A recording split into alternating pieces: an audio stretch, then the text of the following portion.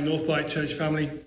It's Friday afternoon, and I wanted to give you an update of what's going to happen with our church over this weekend coming, and also over the next kind of month or so. Many of you will have been aware that on Monday there was some new guidelines, mandates released by the Yukon government that really does impact us as a church and how we can gather together. And yesterday, as a leadership, we met to discuss how we're going to respond to those restrictions or mandates on us and what we're going to do going forward. So this is really an update to tell you what's going to happen over the next kind of 4 or 5 weeks. The first thing is that really that we're going to respond to two things in particular that really stand out for us. The first is that the government mandate has been communicated as a temporary thing. We're not entirely sure what that means, but there's a date of December the 3rd that's been kind of mentioned.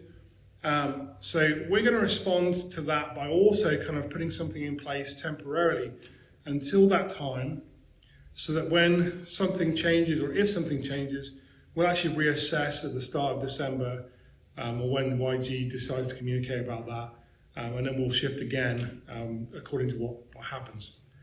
The other thing that we want to respond to that stands out for us is this restriction on church gatherings and other places as well. But in terms of us for faith gatherings, that only those who have proof of vaccination are allowed to gather together in faith services.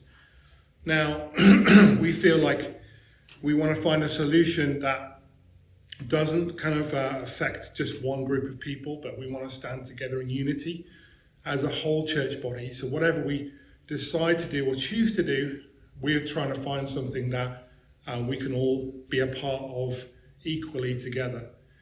So because of that, after considering all sorts of different potential options and things that we could have done, there's so many pros and cons and kind of feelings about all of the stuff that surrounds this. We've really talked that through as a leadership, and we've decided that for the next 4 to 5 weeks we're going to go online only. So there'll be no in-person gatherings here at the church. We're going to do online services for the next 4 to 5 weeks. So that's up until the 12th of December. The 12th of December is a Sunday, I believe, and that's the last one in this kind of stretch. But as we reach the end, I'm sure we're going to have a moment to reassess according to what might change. So hear this, first of all, from this Sunday onwards, we're going to be shifting to online services for everybody. And we feel that's a solution that can help all of us engage at the same time, on the same page, at the same level, no matter what your kind of place is. If you're able to, there is still the opportunity for you to, as you watch online, to invite other people into your space to do that. And it's your freedom to look at the guidelines that YG have given you and respond to that and activate on that if you want to. I want to encourage you that as we do this, that it's challenging to be online. Like, I'm sure some of you are feeling the same that I do. I much prefer being in person. And there's something about being here with each other, face to face, that's much different to just being over the internet with each other. But there's a community of people that have been with us online for a long time. And I think it's a great opportunity for us to engage together, to really push in, to make that shift from being people who are just watching to be people who are interacting and engaging and contributing. We're going to do our best as leaders to try and find ways to do our online ministry that does encourage you or give you opportunity to do that. Some Sundays will be just streaming like a normal service. Other Sundays we might try and do something that's more interactive over Zoom or something like that. But details about that will come. But in this season, I just encourage you to be the church. Be the church that God's called you to be. We're here to care for people, to love on people. We don't need to respond to the stuff that's out there. There's so much division.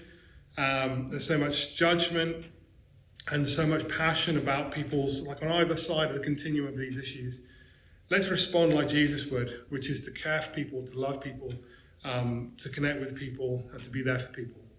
So thank you for being part of our church. Thank you for being part of what we're doing right now. I just really pray that you guys will engage in this season with us.